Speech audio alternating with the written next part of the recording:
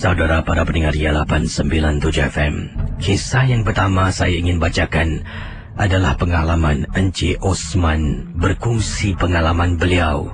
Dan katanya beliau beberapa tahun yang lalu, antara tempat yang beliau suka memancing dan selalu ke sana adalah sebuah kawasan dipanggil daerah Punggol N. Kata Encik Osman, "Casey, apa kabar semua? Pendengar-pendengar rancangan MJ12. Saya tinggal di Singapura bahagian Sengkang. Saya ni gemar memancing.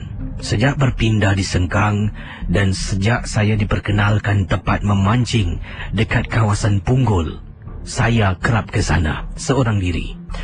Kalau saya ke sana, saya akan berbasikal dengan berbekalkan beg haversack yang ada perkakas-perkakas memancing, termasuklah 2 batang joran. Bila saya memancing tak kira waktu, tapi selalunya, kata Encik Osman, beliau akan keluar memancing pada waktu malam. Ini kerana malam tak ada terik matahari, jadi lebih selesa untuk memancing. Bila saya sampai, mungkin, kata Encik Osman sebelum itu, kata beliau, tempat yang beliau kunjungi ini mungkin Casey pernah pergi, mungkin ada juga pendengar-pendengar belum pernah ternampak tempat ini.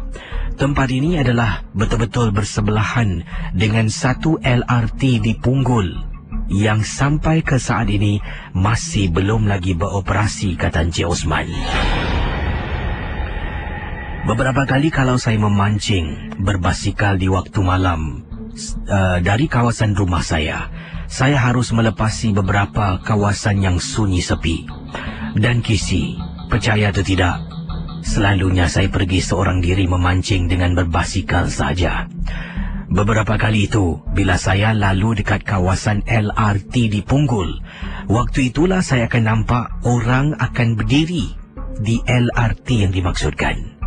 Pada pertama kali saya nampak, saya memang tak fikir bukan-bukan. Pada mulanya, saya fikirkan LRT itu dah beroperasi. Sampailah saya masuk dalam, saya mula memancing, berjumpa dengan beberapa orang teman yang lama saya tak jumpa. Kebetulan Casey. Jadi, saya pun buka story. Tanya LRT ni dah mula operasi. Mereka kata belum, masih lagi tutup. Kalau Casey ke sana, Casey akan tengok LRT tersebut lampunya tak pernah dimatikan, selalu akan dihidupkan. Mungkin agaknya banyak kejadian yang menakutkan berlaku di atas LRT tersebut. Jadi bila tanya teman-teman yang dah lama tak jumpa tentang LRT, dia kata tak beroperasi, tapi saya kata tadi nampak orang ke atas. Teman saya kata mungkin pekerja-pekerja tak. Kemudian sampuk seorang lagi teman, "Engkau biar betul kau nampak orang." Kami semua terdiam. Kami semua tukar topik dan mula memancing. Bila teman-teman yang lain pulang ke rumah, mereka semua naik kereta. Jadi terpaksa saya memancing seorang diri, Casey, tanpa orang di keliling saya. Apa yang berlaku? Sesaat kemudian, Casey, saya pernah, kata Encik Osman, bertanya kepada seorang pakar, bagaimana makhluk ini boleh kenal, boleh tahu siapa kita? Mereka sentiasa akan pasang telinga, akan dengar apa yang kita katakan. Kalau kita cakap tentang mereka, mereka akan lebih dekat, lebih hampir pada kita. Sebab itulah, kadang-kala kita rasa seram. Bila kita lafazkan yang kita takut, mereka akan lagi takut-takutkan kita. Jadi Casey, sedang saya memancing seorang diri dekat kawasan Punggol. Malam yang sunyi, hanya saya seorang saja di sana.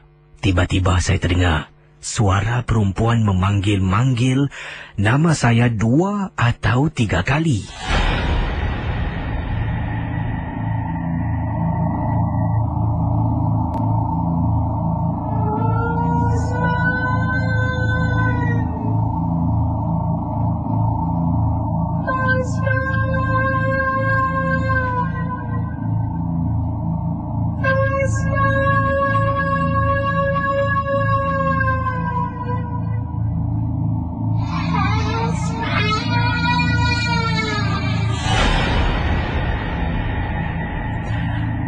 Pertama kali bila saya dengar ada suara orang panggil nama, reaksi saya, kata Encik Osman, Macam biasalah, kita akan toleh. Bila toleh tak nampak orang, saya dah rasa tak sedap hati.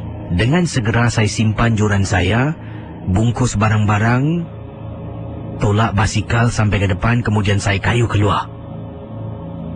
Sepanjang perjalanan nak keluar kiri kanan semak samun dan hutan kecil Casey, saya tak berani tengok kiri kanan. Sepanjang perjalanan dekat jalan yang gelap, basikal saya pula tak ada lampu Casey.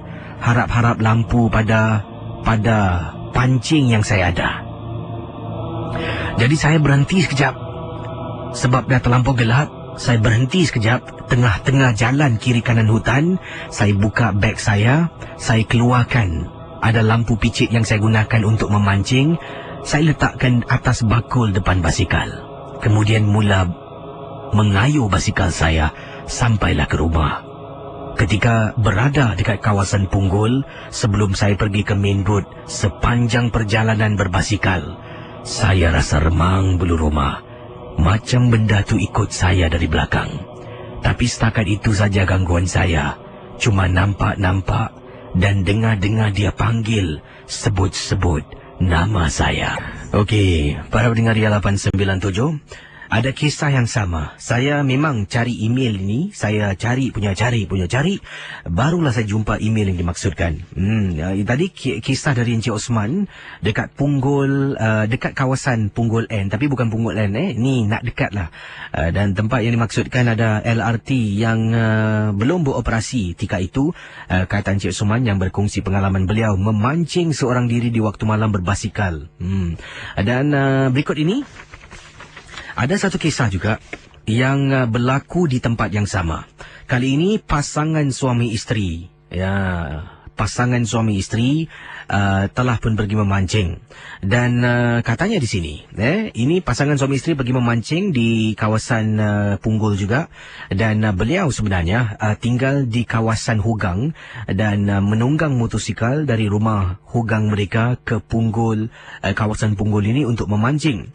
Dan kejadian ini berlaku biasalah di waktu malam. Tempat, saya rasa mungkin tempat yang sama yang Cik Osman awal tadi lalu. Dan kata beliau juga dekat dengan kawasan LRT di kawasan Punggol yang masih belum lagi beroperasi. Jadi faham-faham lah di kawasan mana tu Tapi saya rasa kawasan tu sekarang dah ditutup, tak boleh dimasuki lagi. Ada kerja-kerja peningkatan yang dilakukan dan mereka rasa-rasanya mereka nak buat macam taman di kawasan itu. Pada hujung minggu yang lalu, saya telah pun pergi memancing di salah sebuah pantai di Singapura. Dekat kawasan tepi pantai itu hanya saya, teman saya, dan ada pasangan yang memancing lah. Saya dengan teman saya 2 orang, kami berdua lelaki. Pasangan yang memancing ni seorang perempuan, seorang lelaki, dan jarak daripada mereka tempat memancing dengan saya tu lebih kurang dalam 50 meter jarak jauhnya lah. Dan saya tak pasti mereka ni suami isteri ataupun bukan, tetapi keintiman mereka membuat saya meluat Casey. Kadang-kala berpeluk, kadang-kala itulah berciuman di hadapan dengan mata saya. Nasib baiklah tak bawa anak-anak saya. Tetapi apa yang membuat saya tolong membantu apabila pasangan ini dengan kami suka benda yang sama. Pasangan ini dengan kami suka mendengar stesen Ria 897. Memandangkan waktu itu tak ada Misteri Jam 12, lagu-lagu cinta yang diputarkan, terpaksalah kami berdua dengar. Jadi apabila salah seorang dari teman saya ni pun mengatakan yang dia pun tak suka tengok pasangan tu lah menyampah, meluat. Tiba-tiba pasangan tersebut membuka cerita seram. Cerita-cerita misteri jam 12, tapi suara Casey yang keluar. Kata malam ni tak ada cerita hantu. Kenapa pula dia boleh dengar? Jadi saya pun suruh teman saya tengok radio tu betul tak Ria ke bukan? Memang betul Ria. Jadi agaknya dia gunakan handphone lah. Dengar MJ12 menggunakan iPhone dari YouTube, saya tak pasti. Beberapa minit kemudian Casey, apa yang berlaku? Budak lelaki yang sedang memancing lari ke arah saya. Bang, tolong bang. Saya tanya, kenapa dengan kau? Bang, saya punya girlfriend bang, ada something wrong. Jadi saya dengan teman saya pun tinggalkan tempat kami memancing, pergi. Teman wanitanya tiba-tiba masuk di semak samun di belakang kemah. Jalan menunung. Bila dipanggil beberapa kali langsung tak toleh. Jadi saya dengan teman saya pun hairan, tanya macam mana boleh gini, tak tahu. Awal tadi dia kata dia nak ke belakang. Kemudian cari, rupa-rupanya dia dah masuk hutan. Jadi terpaksa kami bertiga, termasuklah budak lelaki ni, rupa-rupanya bukan matai, bukan isteri, rupanya kekasihnya. Kami tarik Casey. Bila dia berjalan tu Casey, seolah-olah macam seekor gajah. 3 orang lelaki tak mampu menandingi kekuatan seorang wanita yang hanya berjalan tanpa menggunakan sebarang kekuatan. Ini dah kes kena rasuk dengan sampuk ni. Jadi kami ikut dia dari belakang. Sampai dekat satu pohon ni dia berdiri. Kemudian dia dongak ke atas. Bila dia dongak ke atas, terus berhenti tak gerak-gerak. Kami cuba panggil, cuba cakap sesuatu, tak layan. Teman saya menelefon pakciknya suruh supaya datang dan membantu budak perempuan dan lelaki ini. Setelah lebih kurang sejam kami duduk di sana menjaga tentang keselamatan budak inilah. Takut kisi dia lari ke bunuh diri dah satu hal lagi. Jadi saya dengan kekasihnya duduk dekat kawasan tu. Dah lah nyamuk tak boleh tahan, gatal kisi nak tolong orang punya pasal. Jadi teman saya ni keluar pergi panggil pakciknya yang baru sampai tempat letak kereta. Pakciknya datang, ditunjukkan ke sana dan pakciknya terus membaca ayat kursi. Bila baca ayat kursi, budak ni terus pingsan. Pingsan kisi. Jadi kekasihnya cuba angkat, tarik dia perlahan-lahan, bawa ke tepi laut, kemudian masuk ke dalam khemah. Pakcik saudara saya, teman saya mengatakan supaya segera simpan barang-barang dan terus hantar budak ni pulang ke rumah. Kemudian mamat ni dengan selamba tanya pakcik teman saya boleh tak hantar kekasihnya pulang sebab dia datang sini naik teksi. Jadi itulah pengalamannya, kisah yang tak dapat dilupakan. Saya nak nasihatkan, kalaulah bawa anak dara orang, tolonglah jangan sampai ke tempat-tempat macam tu. Terima kasih dan selamat tengah malam Gizi. Yang ini daripada mana ni? Encik Mata kata, apa khabar Casey? Khabar baik. Nama saya Mata. Saya ingin berkongsi pengalaman kisah misteri ketika saya dengan isteri pergi memancing. Dan ini berlaku di Pulau Ubin, Casey. Waktu itu saya dengan isteri telah pun pergi ke salah sebuah sungai lah, dipanggil Sungai Ubin. Di sana tu memang air ikan air tawar, dan saya pernah beberapa kali pergi ke sana memancing, tapi isteri saya tak pernah ikut. Sampaikanlah satu hari ini isteri saya pun bersuara yang dia nak temani saya. Saya terperanjat sebab selalunya dia tak nak ikut. Jadi bila isteri nak ikut, saya pun bersemangat lah. Saya pergi dengan isteri. Selalunya saya pergi seorang diri ataupun dengan teman-teman saya. Bila isteri saya ikut sampai ke Pulau Ubin, kami pun menaikilah van yang kami sewa, bayar murah kisi $10 sampai dekat kawasan yang saya nak pancing. Bila nak balik, telefon nanti dia datang jemput kita, kata Encik Mata. Bila sampai dekat kawasan yang saya nak memancing tu, tengok jam sekitar pukul 11 lebih pagi. Jadi saya pun mula memancing dan niat di hati memang nak pancing sampai lebih kurang pukul 7-8 malam baru nak balik lah untuk dapatkan bot yang terakhir untuk pulang ke Singapura. Jadi sedang memancing tu, waktu tu sekitar pukul 6 lebih nak dekat masuk maghrib kisi. Tiba-tiba isteri saya kata isteri saya kata yang dia nak berehat dalam tent lah. Jadi saya kata pergilah baring kejap, nanti abang pun nak bungkus barang-barang pancing sebab dah nak malam, kata Encik Mata. Jadi sedang saya simpan joran lah, saya ada 4 joran ke semuanya. Saya tinggalkan 1, yang lain 3 tu saya dah bungkus dah siap packing masuk dalam tempat simpan joran. Tiba-tiba saya nampak isteri saya keluar daripada khemah dan kemudian jalan ke belakang khemah. Jadi saya pusing, saya nampak isteri saya tanya, Ma, nak pergi mana? Isteri jalan terus, tak layan saya. Tak apalah, mungkin dia nak pergi ambil barang ke di belakang ke. Jadi saya pun teruslah simpan barang-barang pancing. Kemudian saya tengok isteri saya berdiri di salah satu pohon. Dekat sana memang samak samun. Apa isteri aku buat ni? Takkanlah dia buang air kecil. Jadi saya rasa muskil. Kemudian saya cuba jenguk dalam khemah. Terperanjat kisi, isteri saya masih sedang tidur dalam khemah. Waktu tu dah nak dekat maghrib, 6 lebih petang. Saya kejutkan isteri bangun. Kemudian saya kata, "Mah, kita balik sekarang, Mah." Jadi saya bungkus khemah semua, barang-barang angkat. Telefonlah pemandu van tu. Pemandu kata dia akan sampai lagi 15 minit, suruh tunggu. Jadi saya pun dengan isteri pergilah dekat tepi main road tu dan duduk. Sedang duduk, tiba-tiba isteri saya terus rapat dengan saya kisi. Sebelum ni duduk renggang sedikit lah. Dia sibuk main telefon bimbit, saya sibuk pula tengok barang-barang pancing. Jadi isteri saya tiba-tiba rapat dengan saya. Kemudian saya tengok, dah ada benda tak kena ni. Bila saya cuba tengok ke arah mana isteri saya tengok, Kisi, matahari pun dah terbenam. Ternampak, Kisi, ada perempuan sedang diri berpakaian serba putih sedang memerhatikan kami dari dalam semak samun di hadapan saya dengan isteri. Bila pertama kali nampak benda yang mencurigakan, saya pejam mata, saya suruh isteri pejam mata dan suruh isteri ikut saya istighfar dan baca apa yang tahu. Sampailah pemandu tu sampai, saya pun pulang ke rumah dengan isteri dan sejak itu isteri kata, "Bang, saya tak nak ikut lagi bang, tolong jangan bawa saya." Walhal saya tak ajak dia pun. Sebelum tu dia juga yang nak ikut. Terima kasih dari Encik Mata berkongsi pengalaman dalam Misteri Jam 12. Boy 78, Kisi, Cik Mata tu boleh lagi pejam mata bila nampak tu perempuan berdiri dekat dalam semak. Kalau aku confirm aku pingsan on the spot. Habis isteri kat sebelah.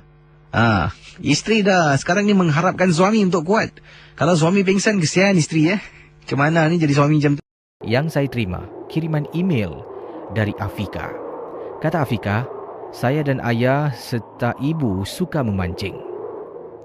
Dan pada suatu hari kami memancing di kawasan Changi. Dan bila sampai di kawasan Changi itu, seperti biasalah, kami akan cari spot yang baik untuk memancing. Ayah suka tukar-tukar tempat, tak suka memancing di satu tempat. Dan pada hari berkenaan, kami mencari tempat. Sedang jalan-jalan, jumpa pula satu kawasan ni yang agak terpencil dan tidak ada orang pun di sana. Jadi itu tempat pertama kali saya, ibu dan ayah menjejakkan kaki. Jadi dengan tidak membuang masa, kami pun memasanglah tent dan sebagainya. Tiba-tiba ibu beritahu ayah, "Bang, tak mau pergi tempat sini boleh bang? Tempat lain boleh bang? Tak sedap lah bang." Ayah kata, "Awak ni jangan merepek lah. Tak ada apa-apa pun. Tengok tempat ni, masih terang lagi ni." Waktu itu sekitar pukul 4.30 petang. Lebih kurang selepas waktu asar. Jadi ibu yang sedih dan ayah yang tidak hiraukan perasaan ibu, kami terus berkelah dan ayah memasang jorannya. Sedang ayah ke depan untuk mencampakkan mata kail dan juga umpannya ke dalam air, ibu dan saya berada di belakang. Sedang saya dan ibu buat persiapan untuk makan, tiba-tiba dalam hutan kami dengar bunyi ranting-ranting yang dipijak. Saya terus tengok muka ibu. Ibu pula mukanya maintain. Bukan apa, tak nak kasih saya takut. Jadi kami terus buat apa yang kami nak lakukan. Sambil kami lakukan untuk mengeluarkan makanan dan untuk menjamu selera bersama ayah, sekali lagi bunyi tapak kaki itu semakin kedengaran dengan kuatnya. Ini kali ibu kata, "Panggil ayah." Ibu dengan segera masuk ke dalam bungkus pakaian. Ayah kemudian kembali ke kawasan perkemahan kami. Bila ayah sampai, terkejut Kisi bila melihat ibu saya sedang terbaring dalam keadaan pingsan. Yang ini dari Rashidi berkongsi pengalaman. Kata Rashidi berkongsi kisah beliau memancing pada hujung minggu lalu di Pulau Ubin. Apa khabar Kisi? Kata Rashidi, ini kiriman SMS saya terima. Terutama sekali saya nak ucapkan terima kasih pada Ria kerana malam ini mengadakan rancangan favourite saya, Misteri Jam 12. Terima kasih kembali. Dan Casey tolong ketengahkan peristiwa saya memancing. Nama saya Rashidi. Hujung minggu lalu saya dan juga dua orang sahabat bersama dengan isteri saya telah pun memancing di Pulau Ubin. Kami tanya ada seorang pemandu ni. Nama pemandu tu kalau saya masih ingat lah, saya ingat lupa, Ahwat kalau tak silap saya. Dan Mr. Ahwat ni bila saya datang, dia duduk dekat pondok, memandulah Ubin taksi. Jadi saya tanya, boleh bawa tempat pancing tak? Macam tempat sungai-sungai ke? Sebab kami nak cuba pancing ikan sungai kali ini. Jadi dia pun bawa kami di salah sebuah sungai. Saya tak tahu, lupa akan nama yang dikatakan oleh Encik Ahwat ini. Dia pandu, kemudian sampai saja tempat yang dimaksudkan, kami diturunkan. Dia kata van tak boleh masuk dalam. Kalau kami nak tahu, ikut saja ada track yang dah tersedia tu, macam ada bekas orang jalan, ikut jalan terus dekat situ, nanti akan jumpa tepian sungai. Jadi bila kami turun, dah bayar dia duit tambang sebanyak $10, kata teman kita ni, ya, bayangkan dah bayar $10. Apa yang berlaku, si Ahwat ni ataupun Mr. Ahwat ni cakap dengan saya, dia kata, be careful lah. Oh, ni ada open and close inverted comma, ni mungkin dialog yang dikatakan oleh Encik Ahwat. Be careful lah, sini tempat banyak keras. Kalau lu nampak apa-apa, lu telefon gua. Ini gua main name card. Dia kasih name card kisi, name card nombor telefon bimbitnya. Saya tanya, buat apa? Kalau malam-malam lu mau balik, lu telefon gua datang, tapi charge lebih lah. Okey, saya pun ambil name card Encik Ahwat.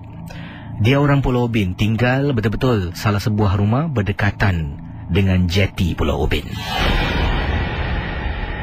Jadi saya, isteri dan 2 orang teman pun masuk, ikut jalan Semak Samun kisi. Masuk sampai dalam, memang dekat dalam tu penuh dengan spider web.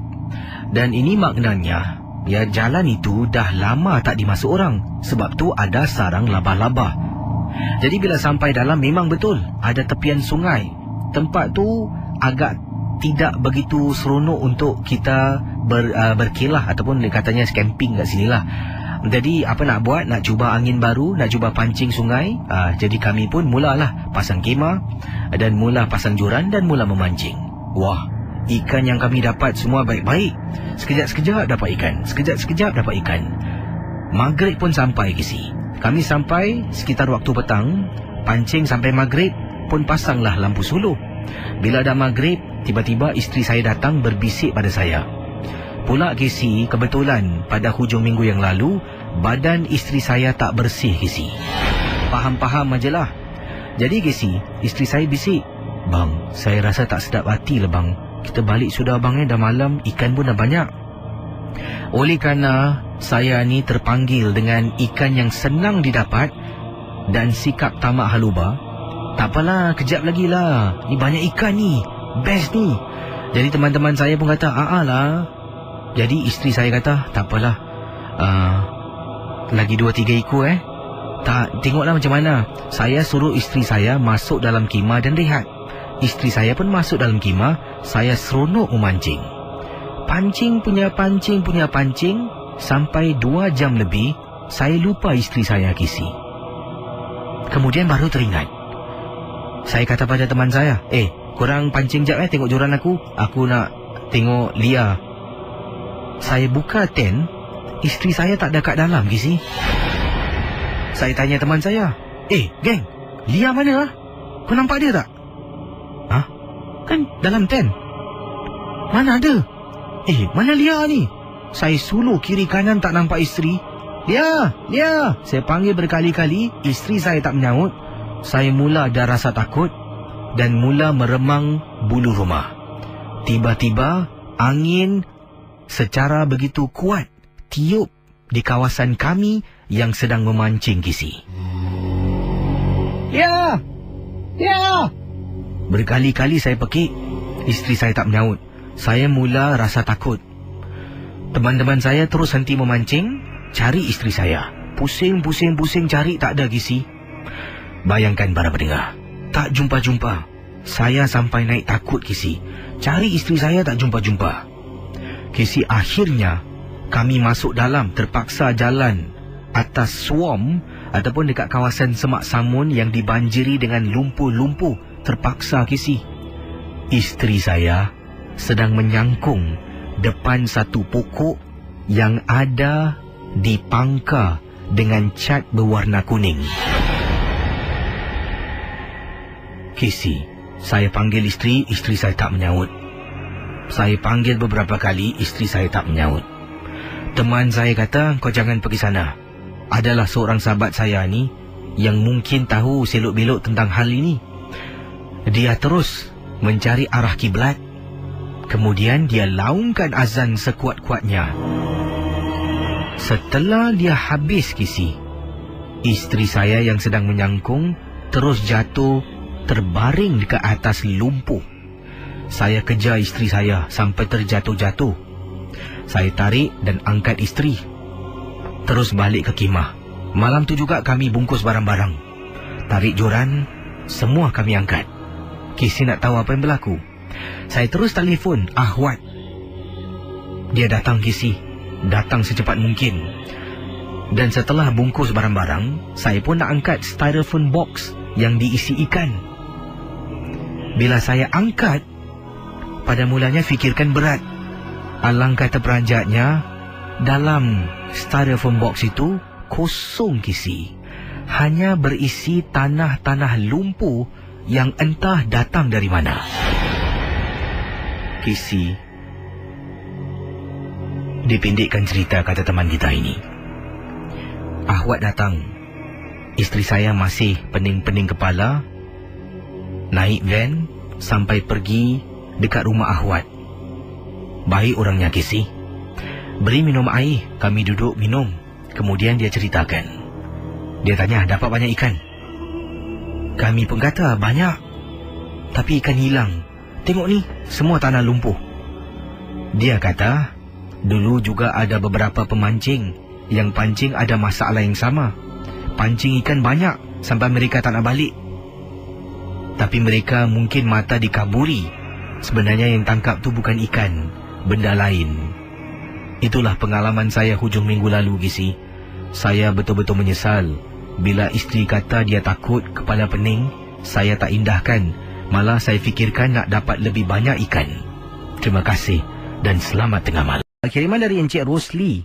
Kata Encik Rosli, awal tadi kisah ada sebut tentang pokok ru dan saya baru teringat tentang kejadian ini yang berlaku pada 2 tahun yang lalu. Mana ni? Okey. Katanya 2 tahun lalu lah, 2009. Saya dengan isteri suka memancing dulu. Sekarang dah tak lagi lah. Tak tahu kenapa. Tapi kata Encik Rosli, dulu bila memang suka sangat memancing dengan isteri, kira-kira macam kaki pancing lah. Tempat yang kita suka pergi adalah memancing dekat kawasan Sembawang. Dan dekat kawasan Sembawang ini, saya tak tahu apa nama tempatnya, kata Encik Rosli. Tapi di kawasan ini sebelahnya merupakan sebuah masjid, kalau tak silap saya. Masjid ni macam masjid kampung-kampung, Casey. Jadi di sana tu, betul-betul depan perairan dekat Sembawang tu, ada satu pohon yang besar. Kalau tak silap saya, itu pokok ru. Saya dengan isteri telah pun dirikan kemah di bawah pohon ataupun pokok tersebut. Apa yang berlaku, kami datang sekitar pukul 4 petang. Jadi dari 4 petang kami duduk memancing sampai malam. Niat di hati nak terus memancing sampai esok pagi lah. Mungkin 10, 11 baru kita pulang ke rumah.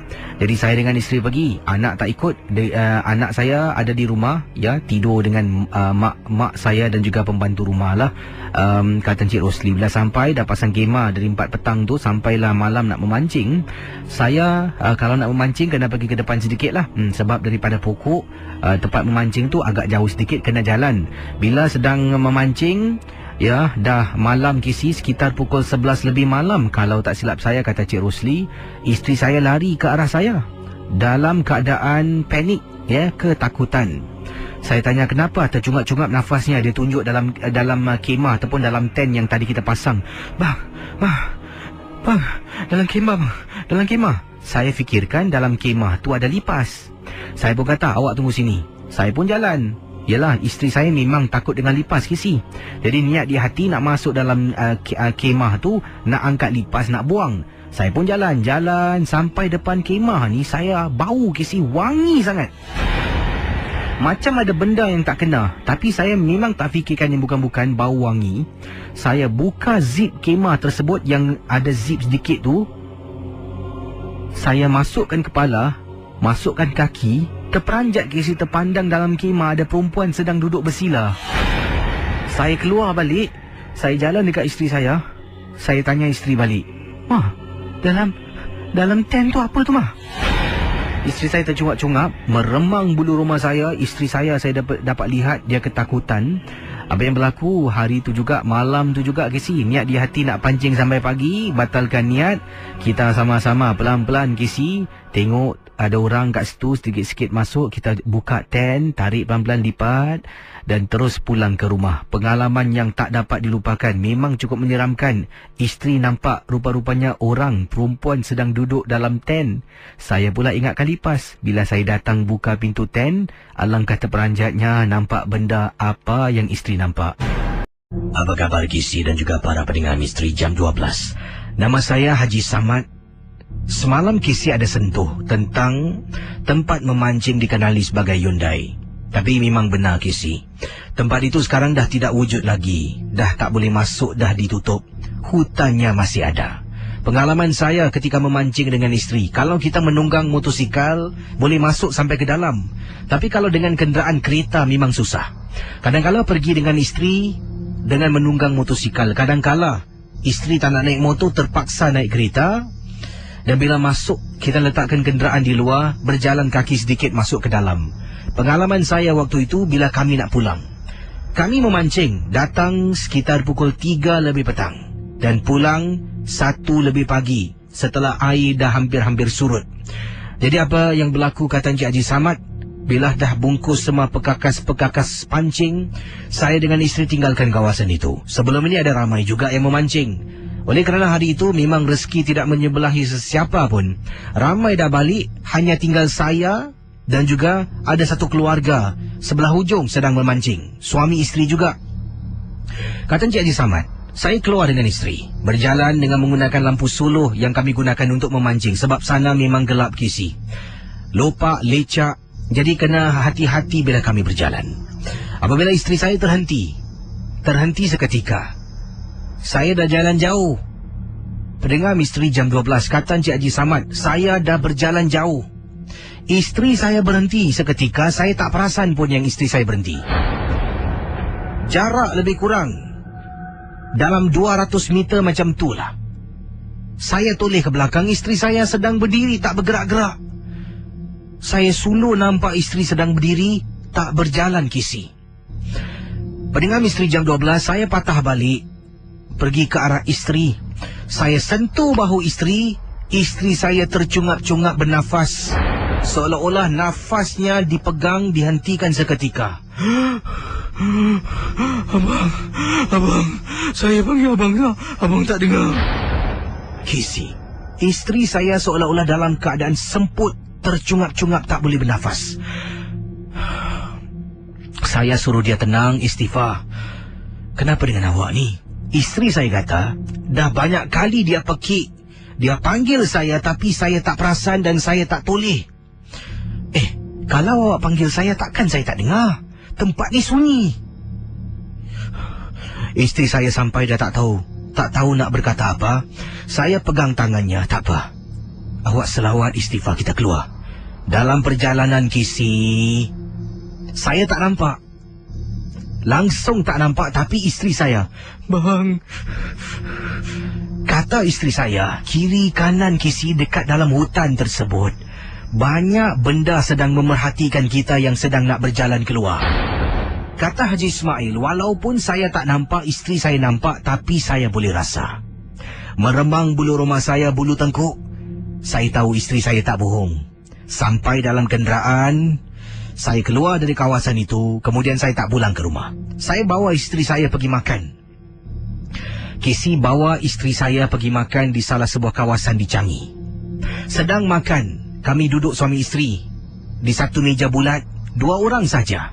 Datang seorang lelaki untuk ambil pesanan air kami. Kisi, dia tanya, bang, minum apa bang? Biasalah, teh tarik 1. Isteri saya, dia tak nak minum. Kakak minum apa? Kisi, lelaki tu boleh tanya orang di sebelah saya, walhal di meja yang sama, saya dengan isteri saya saja yang duduk. Patutlah bila kami duduk, isteri saya tengok bawah. Saya pusing tengok budak ni. Mama ni betul ke tak ni? Tak apa, dia pun tak nak lah. Saya sorang satu terima kasih Dia patah balik, buat air. Saya pegang tangan isteri, saya pergi ke tempat kaunter yang jual air tu. Bang, saya PT bungkus bang. Dia bungkuskan teh saya angkat. Kemudian saya suruh isteri tengok. Awak tengok belakang, dia ikut kita tak? Mula-mula isteri tak nak, takut. Saya paksa baru isteri toleh. Dia tak ada bang. Dengan segera saya kembali ke kenderaan dan pulang ke rumah. Itulah pengalaman saya, Casey. Okey, para pendengar Misteri Jam 12 berikut ini daripada Cik Samiun berkongsi pengalaman beliau. Katanya pernah pergi memancing. Kami seramai 5 kawan menaiki bot yang kami sewa. Dan bot ini telah pun pergi ke perairan yang dalam. Dan kami menyewa bot tu 1 malam. Sebab 1 malam tu sewanya agak mahal. Jadi setiap teman-teman mengeluarkan belanja sedikit lah. Sewa bot $450 untuk 1 malam. Kita pancing ikan di perairan yang dalam di kawasan Singapura. Ada yang pemandu bot ni adalah seorang lelaki Cina tua. Bila sampai saja di sana, kami pun mulalah pasang joran dan memancing, kata Cik Samiun. Jadi apa yang berlaku, si apik Cina ni mula-mula dia berbual dengan kita lah, cakap. Kemudian dia kata, kamu sini pancing baik, hati-hati, kata Cik Samiun. Oh, kamu sini pancing, hati-hati. Sini banyak bandar, harus hati-hati. Jadi kami ingatkan, dia nasihatkan kita supaya hati-hatilah, jangan sampai jatuh ke dalam air. Mungkin ada banyak susah betul nak baca SMS shorthand ni Oh, mungkin ada banyak sangatlah ikan-ikan ke benda-benda yang berbahaya dalam air. Jadi kita okey. Uncle tu pun masuk dalam. Dia tidur dekat atas kerusi lipatnya lah. Jadi saya dengan teman-teman saya sedang memancing. Tiba-tiba Kisi, bot kami jenis bot yang panjang, macam bambut nak pergi ke Pulau Ubin. Kami berlima ni betul berada dekat kawasan belakang bot. Jadi berlima-lima tu, situ ada satu bangku, ada kerusi, kami duduk sambil memancing. Tiba-tiba dekat belakang moncong bot. Kuat Kisi, ada hentakan sampai bot tu jongkang-jongkit lah, macam seesaw naik atas sebab hentakan yang kuat. Sampaikan lelaki Cina tua yang memandu bot tersebut terbangun. Bila dia bangun, dia tengok apa. Jadi saya tanya, tak tahu. Kami semua berdiri tengok depan bot Kisi. Kami tak nampak jelas, tapi nampak sedikit saja daripada cermin. Ada macam makhluk berdiri berpakaian serba putih. Casey, tiba-tiba uncle tu kata, tamu tengok. Semua tengok depan, buat bodoh. Kami menggigil ketakutan. Yalah Casey, tengah-tengah laut, kiri kanan semua gelap. Jadi kami mula diam dan tak bercakap apa-apa. Kemudian kami dapat rasakan bot kami tiba-tiba ringan sangat. Macam benda tu dah berangkat ataupun dah terbang. Jadi kata Cik Samiun, kami terus tarik joran. Kami duduk sekejap, minum kopi, tenangkan diri, isap sebatang rokok. Barulah kami mula memancing. Selepas itu pada paginya, bot itu dihantar baliklah ke tepi perairan. Dan tanya uncle tersebut, dia kata dekat laut yang kami pergi ini, perairan Singapura, dekat dengan kawasan Pulau Hantu. Sana memang banyak Pontianak. Kiriman SMS dari Zulfadli. Katanya, Casey, kisah tentang di Labrador juga saya pernah mengalami sesuatu perkara yang menakutkan. Saya memang seringkali pergi memancing lah. Kadangkala di pantai East Coast, kadangkala saya pergi memancing di Changi, dan kadangkala pergi ke kawasan Labrador. Tapi selalunya kalau memancing di Labrador, kena tunggu air pasang Kisi. Barulah mata kail kita tidak akan tersangkut-sangkut. Sana juga banyak batu bata Kisi. Dan kisah Zulfadli, ketika saya pergi ke Labrador ni, selalunya, lazimnya, saya ajak teman-teman. Kalau tidak pun, abang saya akan pergi bersama dengan saya. Tapi pada hari yang saya nak keluar lah pergi memancing, saya ajak orang-orang yang biasa dan selalu pancing dengan saya. Mereka masing-masing ada urusan masing-masing. Jadi nak tak nak saya pergi seorang Casey. Saya menunggang motosikal dengan membawa 2 joran dan perkakas memancing yang lain. Bila sampai dekat kawasan tu, selalunya banyak juga kenderaan kereta lah. Biasalah tempat tu Casey, banyak juga mereka yang berdating waktu malam dengan pasangan mereka. Sukalah duduk menikmati keindahan alam. Jadi bila saya pergi waktu tu, cuma yang hairankan saya, masuk tempat kawasan letak kereta ni, hanya motosikal saya yang ada. Yang lain tu katanya tempat letak kereta kosong, satu kenderaan pun saya tak lihat. Kemudian bila saya turun dari motosikal, saya buka helmet, saya tengok sepanjang-panjang kawasan Labrador tu memang sunyi. Tidak ada orang lain kecuali saya seorang. Tak apalah. Jadi saya pun angkat barang-barang saya menuju ke arah tepi, betul-betul dekat tepi jembatan tu. Pasang joran semua, mula memancing. Saya pancing dan tunggu. Kemudian saya angkat balik umpan saya, tengok dah habis, saya letak yang baru. Benda ini berterusan selama nak dekat 2 jam Casey saya berada di sana. Sambil itu juga, saya waktu itu mendengar rancangan Casey, Misteri Jam 12. Jadi kata Zulfadli, pengalaman yang menyeramkan mula berlaku apabila di sebelah saya memancing ni, jaraknya lebih kurang 30 meter, ada satu lagi bangku tempat orang duduk. Dekat bangku tu, saya baru terperasan Casey. Ada seorang wanita ni sedang duduk. Duduk tak apa Casey. Cara dia duduk, kedua-dua kaki dia naikkan atas bangku menyangkung. Saya tak nampak tangan sebab bajunya panjang menutupi semua anggota badannya. Kemudian yang menghairankan, bila pertama kali dah nampak perempuan ni, gadis yang dimaksudkan inilah. Satu kali nampak, setiap kali pancing mesti nak pandang, mesti nak tengok. Tak tahu kenapa. Macam ada satu panggilan Casey. Jadi, saya duduk, saya tengok dia. Saya tukar umpan, saya pandang dia. Dan lat beberapa minit, saya tukar umpan lagi, saya tengok lagi, perempuan yang dimaksudkan duduk menyangkung tu dah tak ada. Baru mata saya berkeliaran cari, mana budak ni? Takkanlah sekejapan dia boleh hilang. Kalau dia berjalan, mesti saya boleh nampak. Dah mula hilang konsentrasi untuk memancing. Mata saya mula berkeliaran cari budak ni, kiri kanan tak ada. Kemudian Casey, saya rasa tak sedap hati, saya bungkus barang-barang saya. Waktu tu dah masuk 3 jam saya memancing.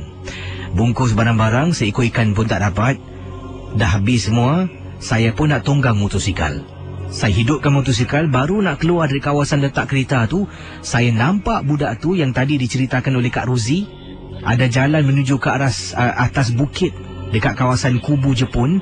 Perempuan tu sedang jalan Casey, menaiki bukit seorang diri tanpa berteman. Dalam hati saya, berani betul budak ni jalan malam-malam macam ni Gila dia orang. Jadi saya pun dah tak nak tegur lagi.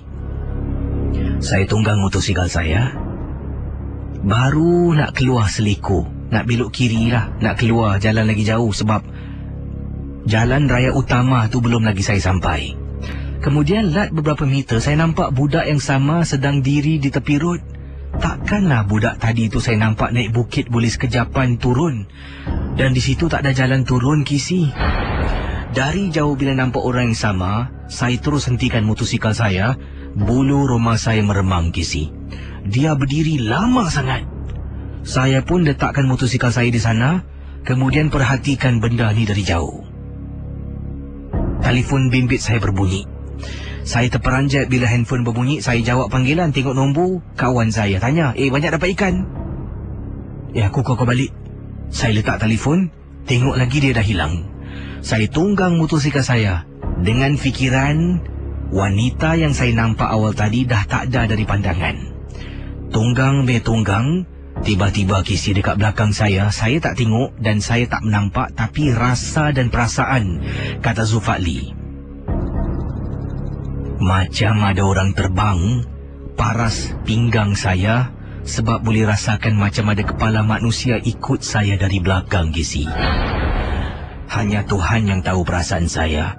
Bila ada perasaan itu, kita tunggang makin laju dan makin kawalan kita untuk motosikal tu berkurangan. Hampir-hampir saya terlajak masuk ke lorong bertentangan. Kalau tidak, saya berlanggar dengan kenderaan. Selepas berada di main road, saya berhenti seketika. Saya tengok kanan, tengok kiri, tengok belakang Casey. Tak ada benda, barulah saya pulang ke rumah. Itulah pengalaman misteri Casey yang tak dapat saya lupakan berkenaan dengan kawasan Labrador. Terima kasih. Pendengar Ria 897, saya akan bacakan kiriman email yang pertama dan kisah ini dikatakan berlaku pada tahun 2001. Pada tahun 2001, pengalaman Rashidin berkongsi kisah beliau dan sekumpulan teman-temannya telah pun menyewa sebuah bot menuju ke arah Pulau Hantu. Pulau Hantu terletak di Singapura dan memang benar nama pulau ini dikenali sebagai Pulau Hantu. Saya kurang pasti apakah sejarah di sebalik Pulau Hantu dan pengalaman yang diceritakan oleh Rashidin berkongsi. Beliau dengan teman-temannya seramai lebih kurang 5 orang telah pun menyewa sebuah bot pergi ke Pulau Hantu dengan niat di sana tu mereka nak memancing sambil mereka nak berkemah di sana. Jadi apa yang berlaku bila sampai di Pulau Hantu, waktu tu sekitar pukul waktu pagilah bila sampai di Pulau Hantu, waktu katanya di sini sekitar pukul 8 lebih pagi. Jadi bila sampai 8 lebih pagi itu kata Rashidin, saya dengan teman-teman begitu bersemangatlah, kami terus pergi mendirikan kemah, kami terus memasang joran dan mula memancing. Apa yang terjadi setelah bot berlalu pergi, bot itu akan mengambil kami 8 pagi pada keesokan harinya. Kata Rashidin, bila sampai di sana, apa yang saya perhatikan, kawasan tu tak ada orang lain kecuali saya dan teman-teman saya saja.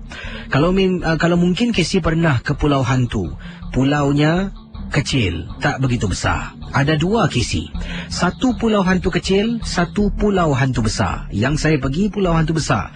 Dan pulau hantu kecil ni tidak begitu jauh lah, dekat sebelah menyebelah.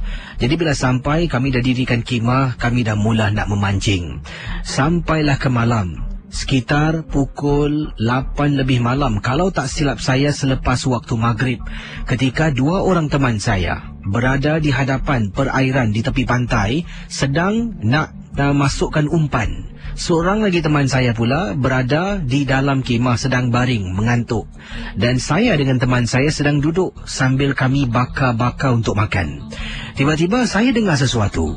Saya dengar Casey, di Pulau Hantu waktu malam memang tak ada lampu, gelap gelita. Apa yang saya dengar? Saya dengar suara perempuan minta tolong. Sayu dan halus, tapi dapat dengar. Bila saya dengar, saya seolah-olah tercegat, tak bergerak. Teman saya baru perasan. Dia tanya, "Din, kenapa dengan kau ni?" "Shh. Apa hal?" Teman saya tanya pada saya. "Shh." Teman saya pun kemudian cuba pasang telinga, cuba dengar apa yang saya sedang dengar, walaupun saya tak beritahu yang saya ada terdengar sesuatu. Kemudian teman saya tengok saya, dia beliakkan mata. Aku dengar orang minta tolong kan?" Casey, kata Rashidin, saya tahanlah, tak nak beritahu dia apa yang saya dengar. Saya tahanlah, tak nak menegur. Saya cuma diamkan diri saja. Teman saya yang satu ni, katanya di sini yang bengap sangat-sangat, tiba-tiba bila dah dengar dia menegur. Aku dengar suara perempuan minta tolong kan? Bila saya dengar, saya toleh, tengok dia, saya beliakkan mata, saya kata, "Kenapa kau tegur?" Casey, setelah teman saya tegur, saya menegur teman saya kerana menegur dengar bunyi awal tadi. Tiba-tiba suara tangisan minta tolong tu hilang begitu saja. Saya dapat rasakan sesuatu yang tak kena, kata Rashidin, pada malam yang dimaksudkan. Terus saya panggil 2 orang sahabat yang sedang isi ataupun letakkan umpan. Saya panggil naik ke atas. Mereka berdua berjalan menuju ke arah kami. Kami berdua yang sedang duduk memerhatikan teman yang sedang jalan ke arah kami. Bila sedang dia jalan, alangkah terperanjatnya saya nampak di perairan, walaupun gelap Casey, tapi agak terang dengan cahaya bulan di atas air. Saya pada mulanya fikirkan itu adalah rumpai laut ataupun seaweed. Tapi bila saya perhatikan betul-betul, macam rambut hitam Casey penuh tepi pantai. Saya rasa tak sedap. Teman saya 2 baru sampai. Saya kata pada 2 orang teman saya, apa tahu Casey? Aku rasa kita masuk dalam tent baik lah. Aku dah rasa tak sedap hati. Ni lah, si bongok ni pergi tegur pula. Teman saya tanya, kenapa? Aku tak boleh cakap sekarang, nanti balik aku cakap engkau. Masuk tent lah. Kita ada bawa satu Kemah yang boleh muat 8 orang, besar kisi kemahnya, boleh berdiri lagi. Jadi bila saya dengan teman saya yang 3 ni berjalan menuju ke arah kemah, saya lah yang berada di nombor 2. Teman saya yang tadi menegur nombor 1, saya nombor 2, yang lagi 2 tu belakang saya lah. Jalan baru nak masuk kemah ni, teman saya buka zip, jenguk kepala. Astaghfirullahalazim. Dia keluar balik Casey. Saya tanya kenapa? Kata Rashidin. Dia tanya temannya, kenapa dengan kau? Dia tunjuk dalam. Okey, kau diam. Saya jenguk dalam. Casey nak tahu, teman saya satu dah nyenyak tidur. Teman saya baring, kepalanya tu memanjang lah, badannya memanjang. Jadi dia sederet dengan pintu. Betul-betul dekat hujung kepala teman saya ada orang sedang duduk tapi membelakangi kepala teman. Jadi orang ni sedang duduk bersila. Teman saya ni betul-betul kepalanya di belakang punggung orang yang sedang duduk bersila dalam kemah. Dan kalau Casey nak tahu, orang yang duduk tu adalah seorang wanita, Casey. Bila saya ternampak, teman saya pertama ternampak ni, kami dah tak tahu nak buat apa, Casey. Seorang lagi sahabat saya, namanya Haikal, kata kita telefon si budak yang dekat dalam ni. Itu teman saya, sahabat saya lah, namanya Norman. Jadi Haikal ambil telefon Norman berkali-kali. Telefonnya dengar berdering, tapi Norman ni tak bangun-bangun. Dia ni betul tidur mati ni, kata Rashidin. Jadi setelah berkali-kali telefon, barulah dia bangun. Dia jawab, "Hello, apa ni?" "Ya, Haikal." "Man, akulah Haikal." Kau keluar sekarang, Man?" "Apasal? Kau kat mana?" "Aku kat luar ni, kau keluar sekarang." "Apa nak tidur lah." Teman saya terus letak telefon. Alamak, Casey. Satu malam, kata Rashidin, saya dan 3 orang sahabat duduk luar kemah sebab kita bawa satu kemah saja. Tunggulah sampai keesokan pagi. Kita tak berani nak jenguk buat kali kedua. Yang hairan, teman saya ni boleh tidur dengan nyenyak sampailah ke pagi. Bila pagi, kita semua dah terbaring dekat luar atas pasir. Si mamat ni yang tidur kat dalam ni bangun keluar, tendang-tendang kita. "Oi, bangunlah. Kapan nak sampai ni? Korang ni tak tahu nak tidur ke kat dalam?" Walhal Casey, kita semua kejutkan dia supaya tak diganggu, tapi dia boleh tidur macam dunia ni tenang aja, kata Rashidin. Terima kasih Casey kerana sudi berkongsi pengalaman saya, dan selamat tengah malam. Dan awal tadi kisah dari Rashidin dan juga sahabat-sahabatnya, nama yang disebutkan di sini Norman, Haikal dan 2 lagi sahabat yang tak ada nama ni, telah pun tahun 2001 pergi memancing, berkemah di salah sebuah kawasan lah, dia boleh saya katakan tadi disebutkan di Pulau Hantu. Dan kenapa agaknya nama tempat tu Pulau Hantu? Adakah memang benar tempat tu tempat hantu? Nanti kita selidik lah. Kalau ada yang tahu ke penduduk-penduduk di Pulau Hantu dan sebagainya, boleh berkongsi pengalaman. Dan teman ni bawa satu kemah je dia bawa bersamalah. Dan bila nak masuk kemah tu, teman yang nombor 1 ternampak dalam kemah tu ada perempuan sedang duduk bersila membelakangi teman yang sedang baring nyenyak tidur.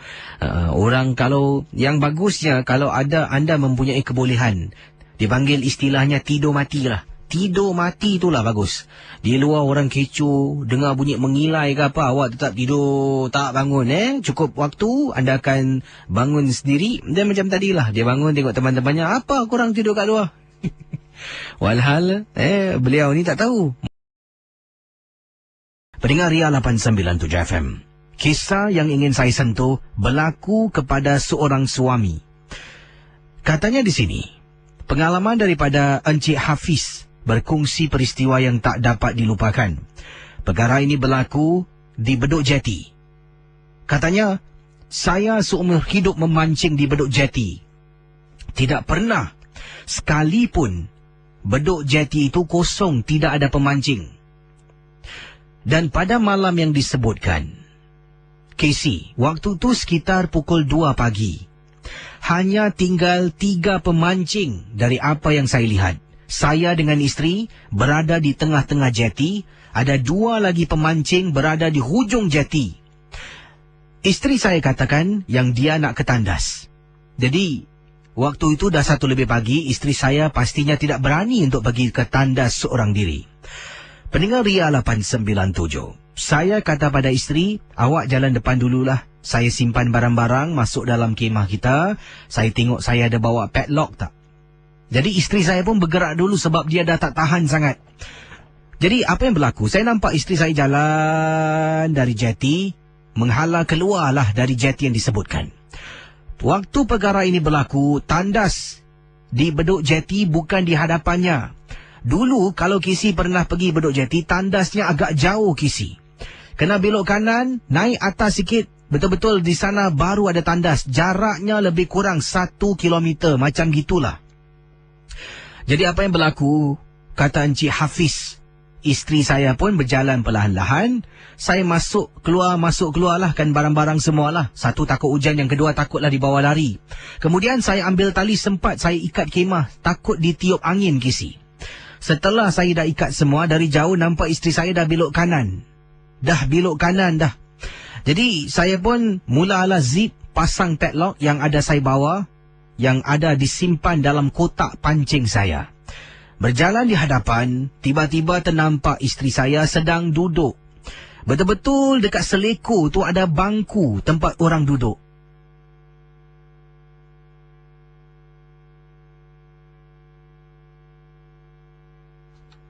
Kemudian saya kata pada isteri saya, jom kita tandas. Jadi isteri saya pun bangun daripada bangkunya Kisi. Kami berdua bergerak. Berjalan perlahan-lahan. Apa yang membuat saya rasa terperanjat dan takut? Setelah kami jalan nak belok ke kanan menuju ke arah tandas di kawasan beduk jeti, isteri saya terus menghampiri semak samun di hadapan kami. Pak, nak gimana ni? Tandas sana ni. Awak buat apa masuk semak samun ni? Saya marah isteri saya, Casey. Saya memanggil dia beberapa kali, tapi dia tetap jalan masuk ke dalam. Sebagai seorang suami, saya kena ikut. Saya ikut isteri saya dari belakang. Casey, bila saya dah ada dalam tengah-tengah kawasan hutan, saya dengar sama-sama suara isteri saya. Abang! Abang! Abang! Bila saya toleh, isteri saya berada di luar hutan semak samun yang saya dah pun masuk ke dalamnya. Astaghfirullahalazim. Siapa aku ikut ni? Saya pandang ke depan. Makhluk yang saya ikut dari belakang hilang entah ke mana. Isteri saya tercungap-cungap lari kejarkan saya.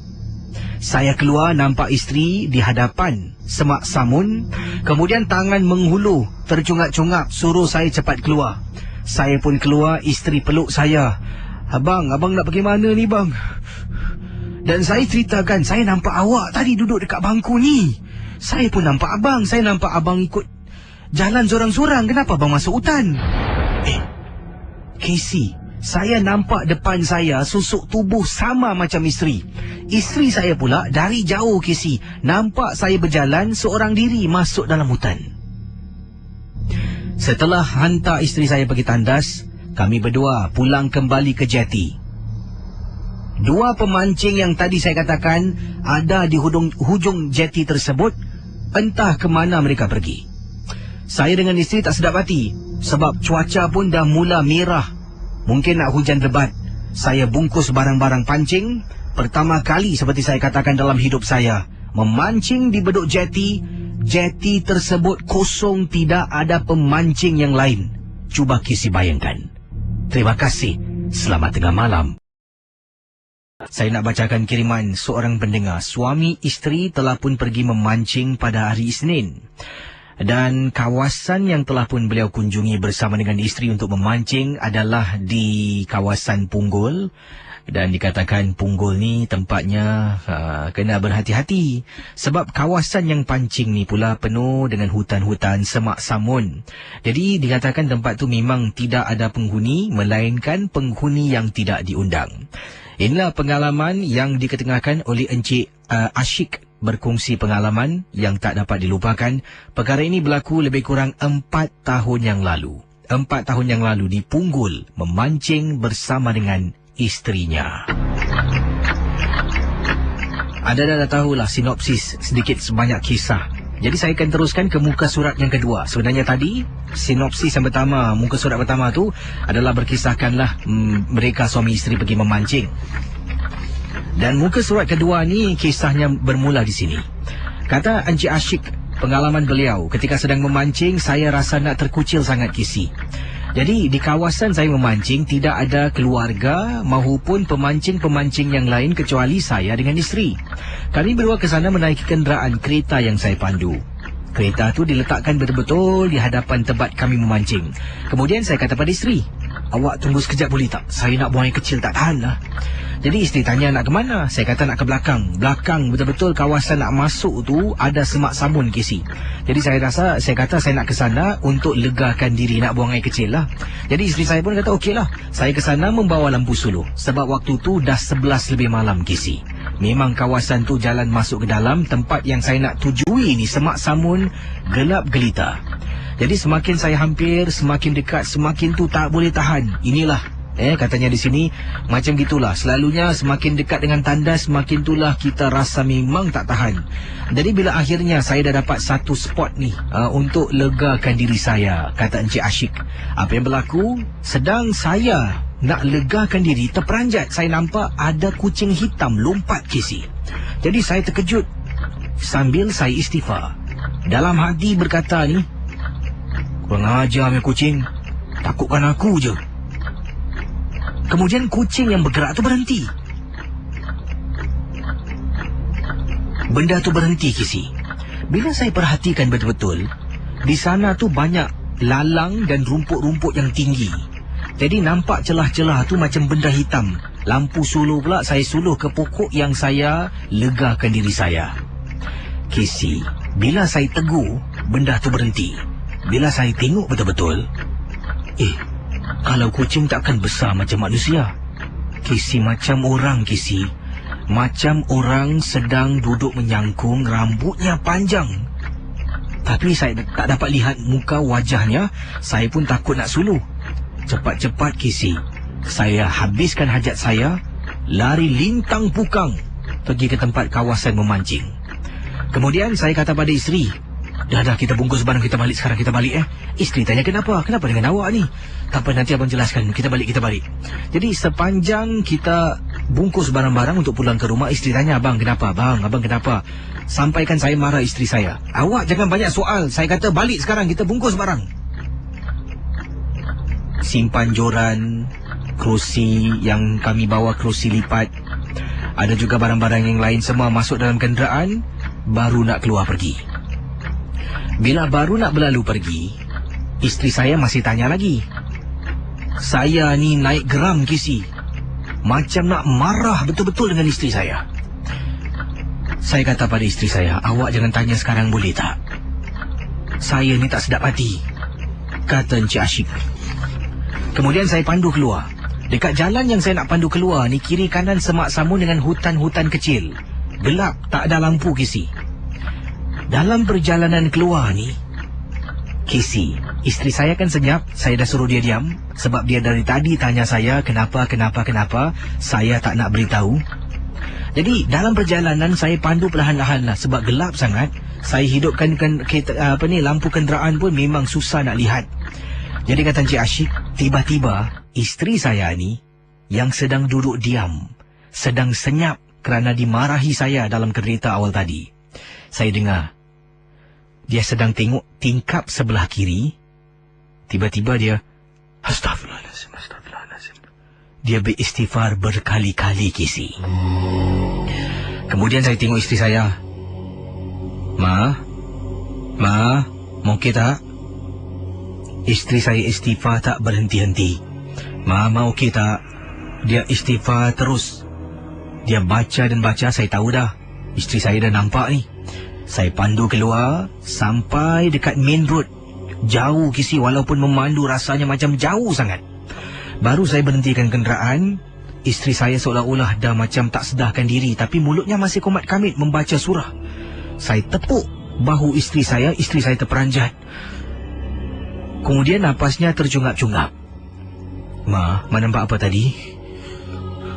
Isteri saya kata, bila saya nak pandu keluar, cara isteri saya jelaskan apa yang dia nampak sama dengan yang saya nampak. Ada benda ni badannya hitam belegam, rambutnya panjang kisi, sedang menyangkung tepi semak samun, memerhatikan kami memandu keluar dari kawasan itu, kata Encik Asyik. Bila isteri jelaskan apa yang dia nampak, sama dengan apa yang saya nampak.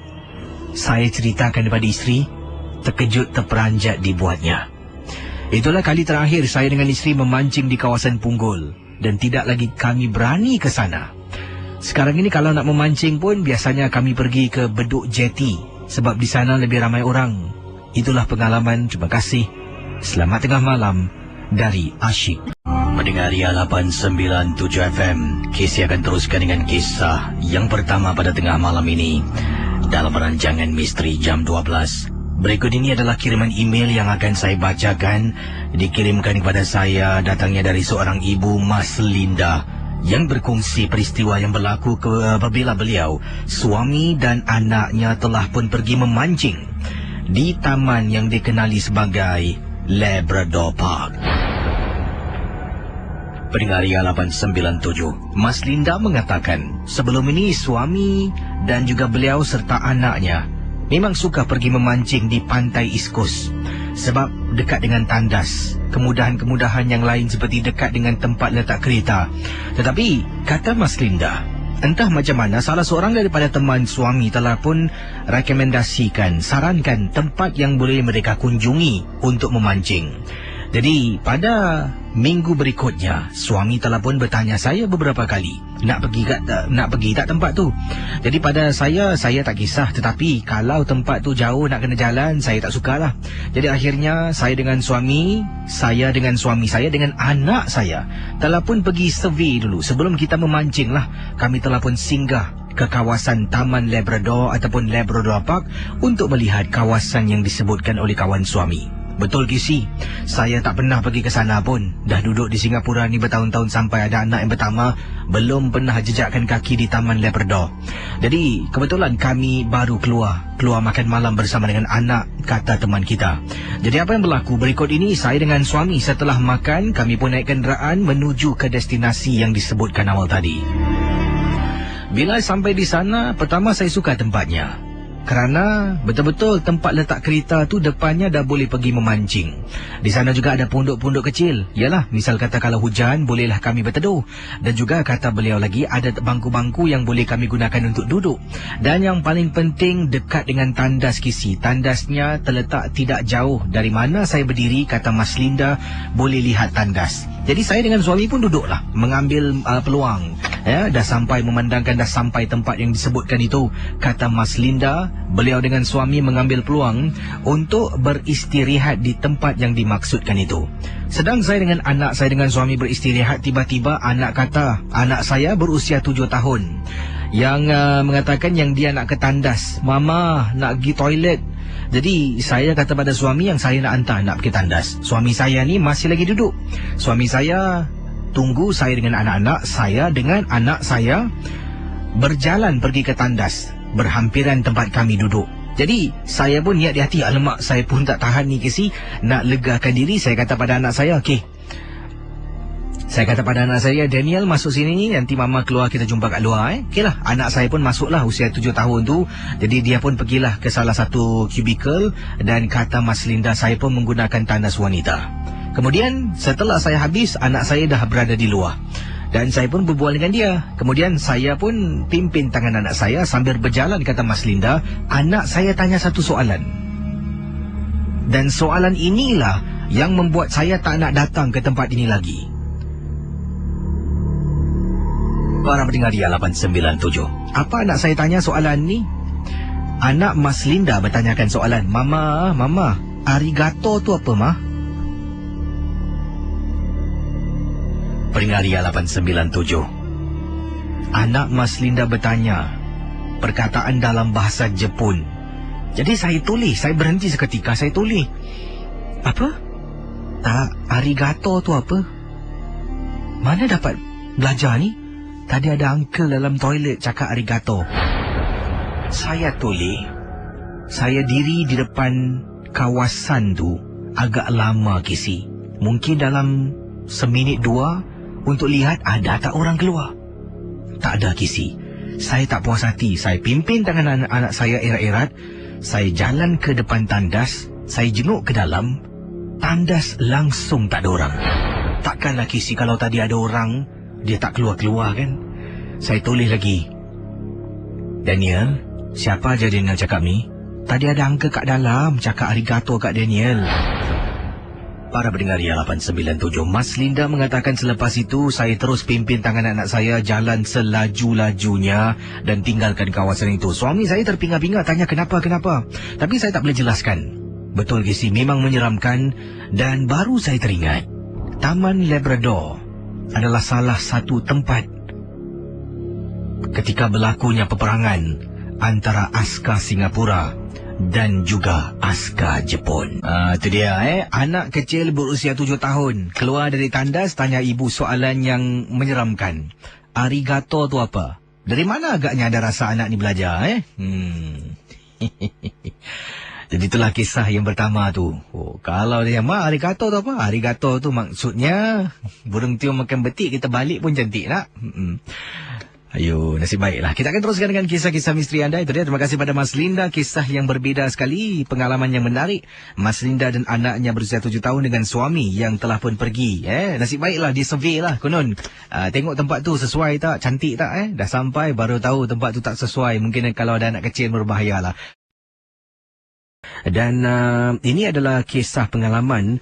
Kalau tadi Encik Osman, yang ini pula Firdaus berkongsi pengalaman dengan isterinya ketika bermotosikal pergi memancing dekat kawasan Punggol. Sampai ke saat ini perkara ini menjadi satu perkara yang beliau satu-satunya pengalaman menyeramkan, sungguh menyeramkan berlaku pada beliau dan isterinya. Baik teman, berikut ini ada seorang pendengar nama Firdaus kirimkan email, katanya, apa khabar Kisi dan juga para pendengar peminat rancangan Misteri Jam 12. Sebelum saya mulakan kisah saya nak ucapkan terima kasih kerana sudi membaca kiriman email. Dan saya dengan isteri memang setiap malam kalau kami terdaya akan kami dengar rancangan MJ12 bersama dengan Kisi. Terima kasih diucapkan juga pada anda Firdaus dan isteri anda. Pengalaman yang saya nak ketengahkan ini berlaku beberapa tahun yang lalu, tahun 2003. Saya pergi memancing dekat kawasan Punggol, Kisi. Kisah yang menakutkan ini menghantui saya dengan isteri. Waktu itu, Kisi, kalau tak silap saya dekat pukul 11 malam. Bila saya menunggang motosikal dekat Punggol. Kalau Kisi tahu di sana ada satu stesen LRT yang tidak beroperasi. Banyak cerita saya dengar tentang kisah stesen LRT tersebut. Tapi saya bukan nak ceritakan tempat itulah. Tempat yang saya nak ketengahkan adalah tempat dalam perjalanan nak pergi memancing. Daripada stesen LRT itu, saya harus belok sebelah kanan untuk masuk lebih dalam lagi. Bila belok sebelah kanan, jalan yang akan saya gunakan ini adalah jalan, bukan jalan yang betar. Maksudnya jalan ini adalah jalan tanah dengan lopak-lopak, lekuk-lekuk dan sebagainya. Bila saya menunggang motosikal, antara kiri kanan tu ada semak samun dan ada hutan yang kecil. Tiba-tiba tengah-tengah tu isteri saya tegur, Bang, berhenti. Saya pun berhenti. Saya toleh belakang, tanya isteri, ada apa? Bang, nampak bang ada itik bang. Saya toleh, saya dengan isteri, entah, tak tahulah, kata Firdaus. Kami berdua tak fikir yang bukan-bukan. Sebab seumur hidup tak pernah nampak hantu, tak pernah berdepan dengan hantu. Sebab itulah kami berdua tak fikir yang bukan-bukan. Jadi saya berhentikan kenderaan saya, berhentikan motor saya. Isteri saya dengan saya tengok sebelah kiri. Betul, Kisi, dalam gelap nampak sama-sama putih-putih seekor itik macam tengah jalan di antara celah-celah semak samun dekat kawasan Punggol yang saya nak pergi pancing. Kemudian entah macam mana isteri saya boleh turun dari motosikal. Bila dia turun, dia angkat batu, dia rejam. Bila isteri saya rejam, terkena itik tersebut, lari lintang pukang. Kemudian, Kisi, isteri saya berdiri tegak. Saya pun toleh Mah, jom, naik. Isteri saya tak gerak. Kali ini isteri saya dah jalan ke depan. Jalan perlahan-lahan. Saya panggil isteri saya. Ma. Naik motor lah, Ma. Nak pergi mana tu, Ma? Ma. Kisi, para pendengar Ria 897. Kata Firdaus, isteri saya terus jalan. Kakinya terus pijak masuk semak samun. Saya khawatir, Kisi. Kawasan tu mungkin ada ular, mungkin ada benda-benda yang berbahaya. Saya terus turun dari motosikal. Saya pegang bahu isteri. Bila isteri saya toleh, baru saya tahu wajah isteri saya berubah. Kau jangan pegang aku. Saya dah tahu dah, isteri saya dah kena samput, dah kena rasuk. Casey, dalam masa yang terdekat, isteri saya campak batu terkena itik yang lari, terus kena rasukan, Casey. Saya terkejut. Saya tarik isteri, pegang isteri. Kekuatan yang isteri saya miliki lebih kuat dari saya. Sampaikan saya terhirit sama ikut isteri masuk ke dalam. Akhirnya saya tak tahu nak buat apa. Saya tunggang motosikal saya masuk sebelah dalam. Ada beberapa budak-budak Melayu, ada beberapa keluarga Melayu. Ternampak ada Pak Cik dengan Mak Cik ni. Entah macam mana saya terus ke arah mereka. Saya minta, Cik, minta tolong, Cik. Isteri saya kat dalam, Cik. Dekat dalam hutan, Cik. Tolong saya, Cik. Pak Cik itu terus tunggang motosikal saya. Isterinya tunggu di sana. Saya tunggang motosikal terus pergi tempat kawasan yang isteri saya turun dan masuk ke dalam. Saya suluh dengan lampu motosikal, tapi tak nampak isteri saya. Pak Cik ni, Kisi, saya rasa mungkin jodoh di tangan Tuhan. Dalam ramai-ramai orang yang memancing, kata Firdaus, dekat kawasan Punggol, saya boleh pergi ke arahnya. Seolah-olah Tuhan telah pun yang memilih untuk saya jumpa dengan dia. Rupa-rupanya dia adalah seorang tukang ubat yang mahir dan pakar. Dengan sekaligus dia angkat tanah. Tak tahu apa yang dia baca, tapi saya dengar komat kamit mulutnya. Kemudian dia rejam tanah itu di atas tanah di hadapannya. Baru saya dengar suara isteri saya menangis. Mama! Mama! Saya dengan Pak Cik masuk dalam. Isteri saya betul-betul duduk di bawah pokok ru, Kisi, sedang menangis ketakutan. Dengan segera saya tarik tangan isteri, bawa dia keluar. Dia hilang, Kisi, semangatnya dah hilang, ketakutan. Baik nak memancing saya tak berani. Saya nak naik motor pun tak boleh, sebab isteri saya dalam keadaan tidak stabil. Saya letakkan motosikal di tepi. Saya telefon taksi. Taksi datang setengah jam kemudian. Saya dengan isteri naik taksi. Pulang ke rumah, motosikal saya ditinggalkan dekat kawasan tu. Sampai rumah, bapa mentua saya yang tolong. Tolong tenangkan isteri, tolong kembalikan semangatnya. Di sini, kata Firdaus, saya ingin nasihat kepada semua para pendengar. Tak tahu apa yang kita nampak dalam hutan, dalam semak samun, jangan sembarangan kita meneguh dan menganiaya binatang. Kadangkala benda yang kita nampak tu mungkin makhluk halus. Berikut ini kiriman daripada pendengar kita. Datangnya daripada Cik Hasbullah, berkongsi peristiwa beliau. Katanya Encik Hasbullah berkongsi pengalaman cerita yang menyeramkan ini berlaku waktu dulu, Casey. Kata beliau ni, beliau seorang lelaki yang minat sangat pancing. Tak kira lah memancing seorang diri ataupun dengan rakan-rakan. Kata beliau sini kaki pancing. Ataupun dia akan memancing seorang diri ataupun ajak rakan-rakan kaki pancingnya. Jadi sebenarnya Cik Hasbullah ni dah berumah tangga waktu itu. Saya dah berumah tangga dan banyak kali saya kalau saya pergi memancing, kaki pancing saya tak ikut, saya akan pergi seorang diri. Isteri saya memang tak minat memancing. Katanya membazir waktu, duduk berjam-jam tak dapat ikan. Tapi saya lebih pada hobi, Kisi. Tarikan tu, Kisi, bila dah umpan digigit tu, rasanya memang nikmat. Hanya Tuhan saja yang tahu, kata Cik Hasbullah. Tapi kisah saya bukan tentang saya pancing dapat ikan apa. Pengalaman saya ni, apabila kerap kali saya dinasihati oleh mak saya sendiri, oleh isteri saya supaya jangan keluar, saya tetap nak memancing. Dan tempat yang disebutkan oleh Cik Hasbullah, tempat ni dah tak wujud lagi lah. Dah tak boleh masuk lagi. Dah ditutup saya rasa.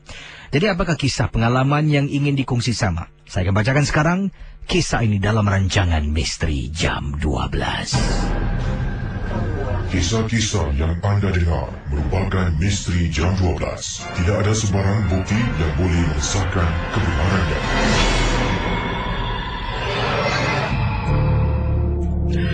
Seperti yang dikatakan oleh Encik Hasbullah, pengalaman beliau tak dapat dilupakan.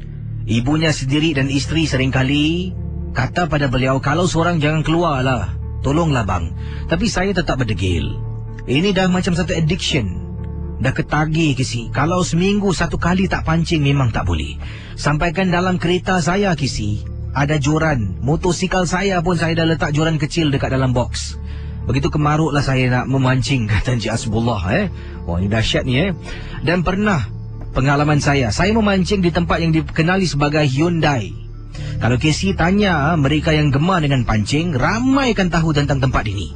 Dekat dengan Changi, Hyundai. Nak masuk Casey, hutan Semak Samun. Kalau hujan memang lupa. Memang tempat tu licak. Jadi kena berhati-hati. Dan saya kalau pergi pancing, saya akan menunggang motosikal lebih senang, lebih mudah, lebih ringkas. Pengalaman saya menunggang motosikal nak masuk ke dalam kawasan dipanggil Hyundai ni Casey. Sedang saya menunggang motor, tiba-tiba motosikal saya terlanggar sesuatu. Waktu tu memanglah gelap, malam, saya seorang saja yang menunggang motosikal. Dari jauh tak nampak apa-apa. Tiba-tiba bila terlanggar, boom, tayar saya sampai meletup dibuatnya. Bila tayar motosikal saya dah meletup, saya terpaksa berhentikan motosikal sebab takut tak boleh kawal. Kemudian saya toleh ke belakang. Pendengar Misteri Jam 12, kata Encik Hasbullah, semakin saya dekat dengan benda yang saya langgar, semakin saya rasa pelik. Sebab kalau batu, kenapa macam ada bentuk rambut manusia? Kisi, dari jauh, dalam keadaan Semak Samun, malam yang gelap, tak ada lampu kecuali lampu bulan. Motosikal saya lampunya pandang ke hadapan. Saya patah balik ke belakang nak tengok apa yang saya langgar. Bila semakin dekat, dalam hati saya mengucap Kisi dan istighfar. Takkan batu ni ada rambut macam kepala orang? Kisi, semakin dekat baru saya perasan. Rupa-rupanya kepala orang Kisi, kepala manusia di atas tanah, tapi pandang ke arah lain. Nampak dari belakang dah buat saya takut. Pendengar Misteri Jam 12, kata Encik Hasbullah, saya dah tak tahu nak buat apa. Saya angkut barang-barang di motosikal saya, termasuklah beg saya dalam box. Saya berjalan masuk ke dalam. Bila sampai di dalam, saya telefonlah sahabat saya. Kebetulan sahabat saya memang ada dekat kawasan berdekatan dengan Tampines. Terpaksa saya tunggu dia datang. Dia datang dengan motosikal. Dia jemput saya pulang ke rumah. Bila tunggang dekat laluan jalan yang sama, kata Encik Hasbullah, saya sempat toleh. Tengok benda, kepala ke batu yang langgar tadi dah tak ada Kisi. Dah tak ada dari pandangan. Itulah peristiwa pengalaman saya yang tak dapat saya lupakan. Yang ini daripada Norlia. Kata Norlia, Kisi tempoh hari ikut suami pergi pancing di Labrador. Dan katanya di sini, waktu malam, waktu petang bila sampai, ramai jugalah yang sedang berada. Ada yang sedang duduk, ada yang sedang memancing. Tapi bila dah masuk 11 malam, cuma kakak dengan suami saja yang sedang memancing pada malam tu. Dan sebelum balik tu, niat hati suami nak balik 12.30 malam lah. Jadi kakak pun rasa nak ke tandas. Kakak kata pada suami, bang, saya nak pergi tandas lah temankan saya. Suami kata, kalau saya temankan awak, siapa nak jaga barang? Ya, tak juga. Jadi tak apalah, kakak kuatkan semangat. Dan suami pun kata, awak pergi je lah, tak ada apa-apa pun, insyaAllah. Jadi kakak tinggalkan suami. Tandas daripada tempat suami memancing agak jauh, Kisi. Kakak jalan. Semakin dekat dengan tandas, berdegup-degup jantung ni. Tak tahu kenapa, Masuk dalam tandas, kakak lepaskan hajat lah. Nak terkucil sejak awal tadi. Setelah keluar dari tandas, kakak pun bersihkan tangan, cuci tangan. Baru nak keluar dari tandas tersebut, salah satu kubikel dalam tandas tu ada orang hempas pintu kuat sangat, Kisi. Kakak tersentak sambil kakak toleh ke belakang. Bila toleh belakang, tengok salah satu pintu tandas tu seolah-olah bergerak sedikit lah, macam ada orang goyangkan. Kakak punya takut, kakak terus lari keluar dari tandas. Sepanjang perkara itu terjadi, dari tandas sampailah dekat suami tu, kakak lari, Kisi. Mulut kakak tak habis-habis, tak henti-henti membaca. Tapi dalam perjalanan kakak berlari dari tandas menuju ke arah suami, kakak terperanjat. Suami berada betul-betul dekat tiang. Di hadapan tu ada macam pagar. Dekat pagar tu suami sedang pegang joran, memancing, tunggu umpan, dimakan ikan, kata akak kita. Tempat belakang, di belakang suami pula ada bangku. Di bangku tu suami letaklah box ataupun kotak yang diisi dengan barang-barang pancing. Bangku tu agak panjang. Sebelah bangku tu ada perempuan duduk. Kenapa perempuan ni duduk dekat dengan suami aku? Sibuk betul. Perasaan marah, takut, perasaan takut yang kakak rasa timbul di dalam tandas tadi hilang apabila ternampak perempuan ni duduk betul-betul belakang suami. Kakak fikirkan perempuan ni mungkin nak konon-konon tackle suami kakak lah. Daripada takut menjadi marah, cemburu pun ada, Kisi. Kakak lari laju sampai dekat suami, terus rapat badan dengan suami, peluk suami, Kisi. Suami pusing tengok kakak. Kenapa dengan awak ni? Jadi suami pandang belakang, kiri kanan, tak nampak apa-apa. Kakak bisik dekat telinga suami, awak sukalah perempuan duduk kat belakang. Miang awak dengan rasa marah dan cemburu. Jadi suami toleh lagi, yang awak merepek ni apa? Belakang saya mana ada orang. Bila kakak toleh, Kisi, betul, Kisi, belakang suami tak ada orang, Kisi. Astaghfirullahalazim. Bang, kita balik sekarang, bang. Saya tak sedap hati lah, bang. Sepanjang suami katanya simpan joran barang-barang pancing, kakak tak henti-henti, Kisi, berkepit dengan suami ketakutan, meremang beli rumah. Awal tadi keluar tandas, nampak dengan jelas wanita duduk di tempat duduk belakang. Rupa-rupanya yang kakak cemburukan tu kakak cantik. Terima kasih, Kisi, dan selamat tengah malam. Dengar Ria 897, saya akan teruskan dengan pengalaman kiriman SMS yang saya terima. Apa khabar, Kisi? Peminat rancangan MJ12. Saya sihat, terima kasih. Nama saya Dajjal. Wah, nama dia seram, Dajjal berkongsi peristiwa pengalaman ketika beliau dengan seorang lagi teman pergi memancing di Sungai Kalang. Perkara ini berlaku dah lama, Kisi, pada tahun 2001. Dan saya teringat kisah ini ketika saya dengan teman memancing waktu itu sekitar 10 lebih malam. Saya dengan teman pun dah semangat memancing, duduk, makan, berbual, minum, dan katanya di sini sampailah ke pagi kami nak memancing. Niat di hati memang nak teruskan sampai ke pagi. Pagi dia tak beritahulah pukul berapa. Mungkin 5 pagi, 10 pagi. Tapi beliau katakan waktu kejadian yang menakutkan ini berlaku sekitar pukul 12 lebih tengah malam. Teman saya ni jorannya berbunyi, locengnya lah, seolah-olah dimakan, umpannya dimakan ikan. Jadi kami berdua ni dah bersemangat, Kisi. Jadi bila teman saya angkat jorannya, cuba tarik, Kisi, seolah-olah tu benda tu ataupun tangkapan dia tu berat dan besar. Saya pun kata, kau baik-baik, jangan rentap. Jadi saya suruh teman saya ni longgarkan motor yang dia gunakan. Dia longgarkan. Memang sah, Kisi. Jorannya ataupun tali tangsi yang ada pada joran tersebut ditarik. Dan ini confirm memang sah ada benda yang gigit. Tak tahulah ikan ke, belut ke, dan tak pasti sebenarnya apa yang menggigit joran ataupun umpan teman saya. Teman saya menggunakan umpan ikan tamban hidup. Ikan tamban itu hidup dan masih lagi berenang-renang. Jadi apa yang berlaku, kata pendengar kita ni, bila dah sampai satu tahap, saya kata rentap, teman saya pun rentap.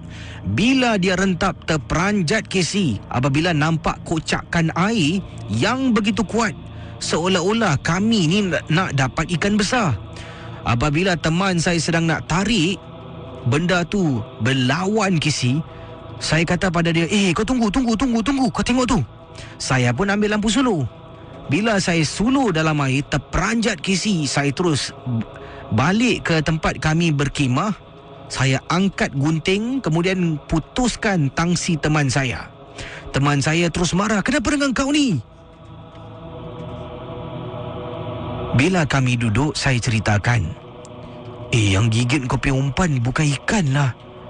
Teman saya tanya kenapa, apa yang saya nampak? Saya mengatakan yang saya seolah-olah ternampak macam ada seekor buaya. Teman saya tak percaya kisi. Sampai sekarang dia mati-mati tak percaya yang saya nampak buaya, dan perkara ini berlaku tahun 2001. Kami terus memancing sampai pukul 4 pagi, kemudian barulah pulang ke rumah. Dan dia masih tak percaya yang saya nampak ada seekor buaya di perairan Sungai Kalang tahun 2001 sampailah ke saat ini.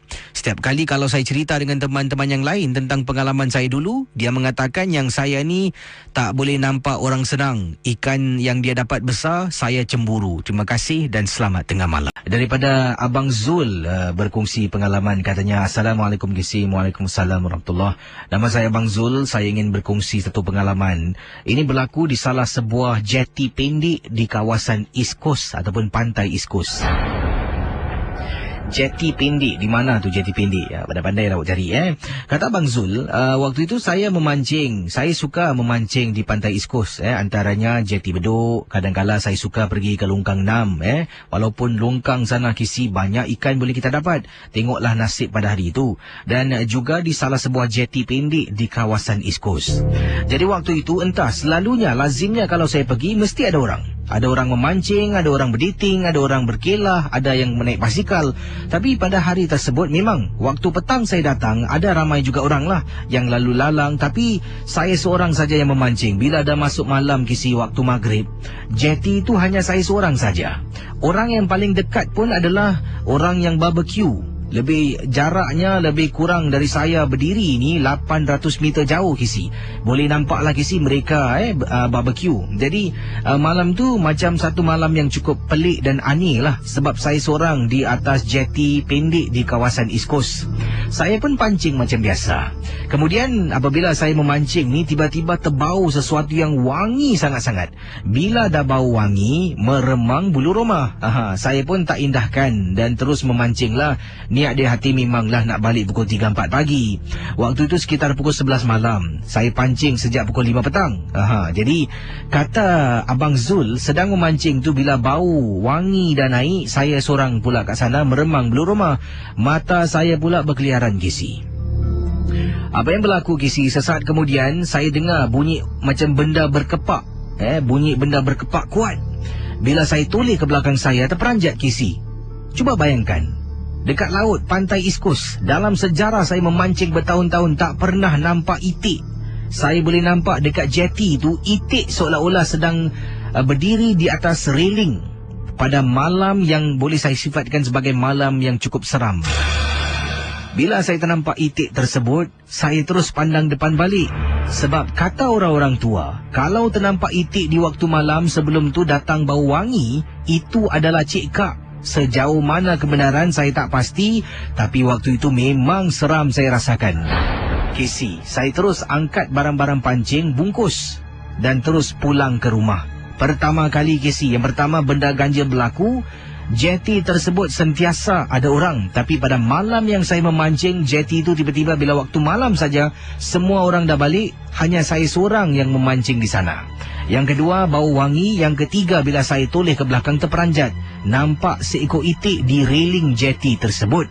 Adakah mungkin itu penampakan jelmaan Kak Cantik, Kak Punti dan sebagainya yang nak mengganggu saya? Singgah ke? Tak tahulah kisi. Tapi itulah pengalaman daripada Abang Zul yang berkongsi pengalaman dalam kisah di MJ12. Berikut ini adalah satu pengalaman peristiwa seorang ibu dan 3 orang anaknya yang telah pun pergi piknik. Dan kata beliau telah pun memilih tempat yang dimaksudkan sebagai kawasan perairan di tepi Kampung Wak Hassan untuk memancing. Apa khabar Casey dan juga para pendengar Misteri Jam 12? Panggil saya Kak Ana sudahlah. Kak Ana ingin ceritakan ketika Kak Ana dan juga 3 orang anak Kak Ana pergi memancing. Kak Ana seorang ibu tunggal Casey. Jadi bila pergi memancing pastinya tidak akan adalah suami ataupun bapa kepada 3 orang anak ikut sama. 3 orang anak kakak merupakan anak perempuan. Jadi keempat-empat gadis pergi memancing termasuk kakak ibunya. Kami telah pun memilih lokasi ini, Kampung Wak Hassan untuk memancing. Kata Kak Ana, inilah pertama kali kakak ke sana. Casey, sebenarnya anak-anak kakak 2 orang tak setuju sebab mereka takut. Mereka kata kalau pergi ke sana, tak bermalam mereka nak pergi. Tapi kalau nak overnight, nak bermalam di kawasan itu, mereka takut. Jadi kakak dan seorang lagi anak kakak, iaitu anak sulung kakak, cuba pujuk 2 orang adiknya supaya ikut pergi memancing di kawasan Sembawang, Kampung Wak Hassan. Mereka dah banyak dengar kisah itu dari teman-teman. Ya, seorang anak kakak bila kakak tanya, itu anak kakak nombor 2. Kakak tanya kenapa tak nak pergi. Dia ceritakan temannya pernah ke sana dengan juga ibu bapaknya. Apa yang berlaku bila dia baring dalam tent, dalam kemah waktu tu dah lewat malam lah. Dia mengantuk, dia masuk dalam tent, dia pun zip takut ada nyamuk masuk dalam. Dia pun tidur. Sedang dia tidur, dia tersadar waktu malam, dia fikirkan ibunya. Apa yang berlaku, kata anak kakak, perempuan tu yang dalam tent, iaitu makhluk itu sedang duduk dekat hujung. Jadi dia bangun ternampak ada perempuan, dia fikirkan ibunya. Jadi bila dia pejam mata, dia peluk beg untuk tidur lah. Dia terdengar ibunya pekik, Abang dapat ikan. Casey, kalau dekat luar suara ibu, dekat dalam kemah siapa? Dia buka mata kali kedua Casey, benda tu dah tak ada dalam kemah. Sejurus lepas itu, dia telefon anak kakak, dia keluar dari tent, ketakutan. Anak kakak temankan dia Casey untuk 2 jam bergayut di telefon sebab dia takut. Dan itulah sebabnya anak kakak tak nak pergi ikut memancing di kawasan Kampung Wak Hassan. Setelah pujuk dan pujuk, akhirnya mereka pergi. Kata Kak Ana, bila sampai di sana, kami sampai selepas waktu asar. Jadi mula pasang kemah, mula pasang joran dan mulalah pasang barang-barang untuk dibakar barbecue. Sedang pancing, masuklah waktu maghrib. Kakak suruh anak-anak semua masuk dalam kemah. Tak baik duduk di luar waktu maghrib. Dalam kemah kita duduk, kawasan kita sekeliling tak ada orang lain kecuali kita anak beranak yang memancing, kata Kak Ana para pendengar. Sedang dalam kemah, loceng joran ikan berbunyi. Anak kakak yang nombor 2 ni lah yang ceritakan kawannya terkena. Bila dah berada di sana, bila dah bersukaria, lupa akan ketakutan. Bila loceng berbunyi, dia yang jawab, Ma, joran ada ikan, Ma. Om pergi tengok Anak kakak nombor 2 ni keluar. Dia keluar daripada kawasan kemah. Jadi kakak dengan 2 orang anak yang lain duduklah berbual. Duduk berbual sampai nak dekat setengah jam. Anak kakak yang sulung tanya, Putri mana tak masuk-masuk? Kami berdua, kakak dan 2 orang anak kakak keluar. Tengok anak kakak Putri yang tadi keluar kata nak tengok joran, tak ada. Cari Casey, satu malam tu cari Putri, satu kawasan tu tak jumpa anak kakak. Dipendekkan cerita Casey nak tahu anak kakak dekat mana? Anak kakak rupa-rupanya seolah-olah dalam keadaan sesat. Kakak dengar suara dia teriak, Mama. Tapi kakak tak nampak. Nasib baiklah dekat kawasan tu ada surau, ada masjid. Kakak panggil beberapa orang. Ada seorang abang ni, kakak nak ucapkan terima kasih. Namanya Haji Tajuddin, yang tolong bantu cari anak kakak. Mula-mula dia tanya apa berlaku, kakak ceritakan. Kemudian dia suruh kakak berdiri dekat sini, jangan ikut. Kakak dengar Casey dia laungkan azan sekuat-kuatnya. Kemudian dengar suara anak kakak, Mama, tapi masih belum boleh lihat. Sambung pula lepas azan dia baca beberapa ayat. Baru nampak anak kakak menangis cari-cari mana kakak. Rupa-rupanya anak kakak ni disembunyikan oleh sesuatu. Kata Haji Tajuddin, kawasan tu dah beberapa kali kes sedemikian. Budak sesat. Itulah pengalaman Casey di kawasan kampung Wak Hassan. Yang ini daripada Kak Juwita kata, Casey, tadi ada pendengar yang berkongsi tentang terpancing buaya di Sungai Kalang. Untuk pengetahuan Casey, Sungai Kalang tu memang terkenal dengan penampakan buaya. Di sana dahulu ada seorang yang memelihara buaya putih, Casey. Buaya putih ini bukan buaya macam selalu kita nampak di zoo, di kaca TV. Buaya putih merupakan buaya gaib, buaya yang dikatakan buaya jadi-jadian. Dan pada dahulunya, si pemelihara ni akan turun ke tepi kawasan Sungai Kalang untuk bermain dengan buaya yang disebutkan. Buaya itu akan diberi makan, buaya itu juga akan dijaga segala-galanya. Sejak orang tua tu meninggal dunia, tidak ada seorang pun yang mengambil alih lah tempatnya untuk menjaga buaya tersebut. Sebab itulah buaya itu lebih kerap lagi senang dilihat oleh penduduk-penduduk biasa. Hendaklah berhati-hati kerana buaya itu mengganas, tak makan orang tapi mengganas. Mungkin boleh menarik dan membuat seseorang itu mati lemas. Terima kasih dari Kak Juwita. Hello, selamat pagi. Hello. Hai, siapa bercakap ni? Ni Syah. Buat panggilan dari mana, Syah? Saya daripada Yishun. Yishun? Oh, Yishun. Dan ada pengalaman misteri tentang apa, Syah? Silakan. Saya ada pengalaman saya di Sembawang Park memancing. Seorang ke dengan teman? Saya selalu dengan teman, takkan kita nak pergi mancing seorang-seorang kan. Ada orang pancing seorang, ada kes-kes Jadi berapa ramai memancing ni? Kita cuma 2 orang. Tapi bila tengah mancing tu ada orang lain juga yang mancing dengan kita.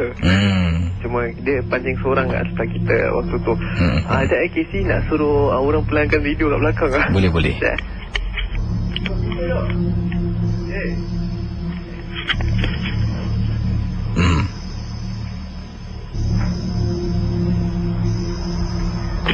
Hello. Silakan. Okey, sewaktu kita tengah pancing dekat Sembawang Park tu, kita baru sampai sana dalam pukul 1 pagi tu.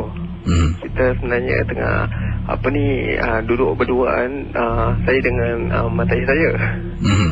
Jadi dia tak tahu pancing, jadi saya tengah pancing seorang. Lepas saya dah campak saya pembek kat dalam air tu, saya tinggalkan ke tepi. Sekali pula kita dua tengah baring, sekarang kita tidur. Bila bangun je, joran tu goyang-goyang. Jadi saya pelan-pelan lah tarik. Pertama sekali kita tarik tu, dia punya bait dia hilang. Umpannya lah hilang umpannya hilang. Lepas tu sekejap lagi saya campak lagi satu kali. Ni kali bila saya campak je, dia punya joran dia macam orang cakap dia pelan-pelan je turun bawah. Tapi dia tak goyang-goyang, dia turun je. Tu saya tarik. Bila saya tarik balik tu, dia macam kuat sekali. Dia punya macam orang tengah tarik daripada bawah air tu. Bila saya tarik pelan-pelan tu, sekali yang keluar daripada bawah tu cakap batu. Okay. Tapi bukan batu biasa. Yang keluar tu batu orang, batu patah setengah, batu nisan patah setengah. Bila saya tarik atas tu, pasal tu batu nisan tu, kita nampak pasal batu nisan lah, tapi kita belum tahu apa benda tu. Jadi saya potong dengan line dia. Saya bikin balik sekali, saya campak lagi satu kali. Ni campak lagi satu kali ni, pukul 4 pula kena goyang lagi. Sama juga, tarik. Bila dia tarik pelan-pelan je. Ni kali bila saya tarik balik, keluarlah batu nisan yang penuh.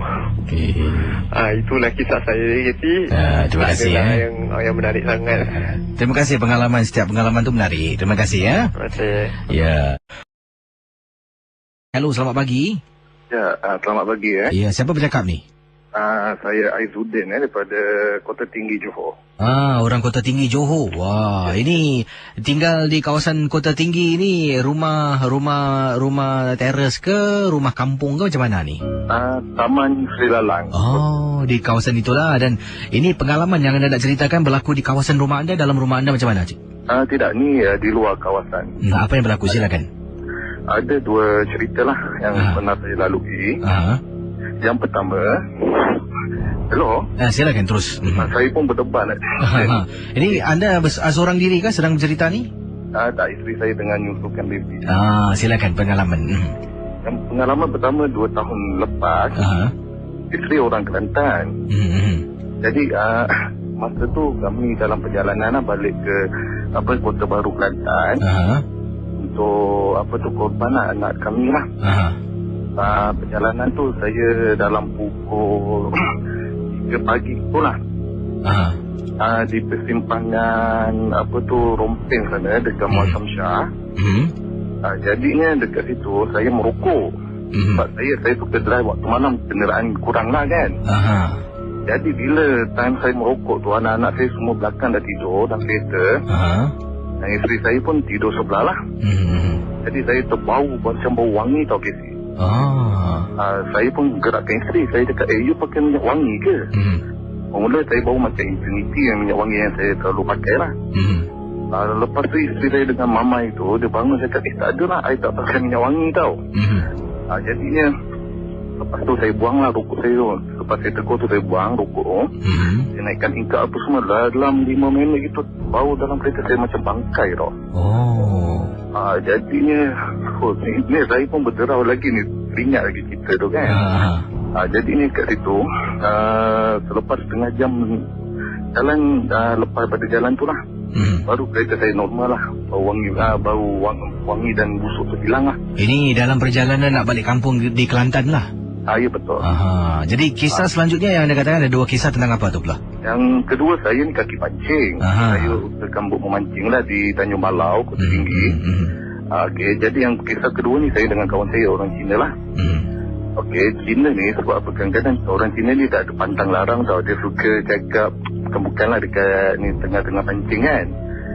Jadi saya satu kali tu, saya punya lebih kurang maghrib lah, lebih kurang dalam 5 minit nak maghrib itu.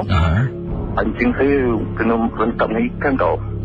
Saya anggap itu ikan tu lebih kurang dalam skala dalam 10 kilo kata lah. Sebab apa, saya lawan lebih kurang 15 minit jugalah perlawanan tu. Tetapi Casey kan, bila naik ikan tu, dia punya besarnya sebesar macam lighter tau.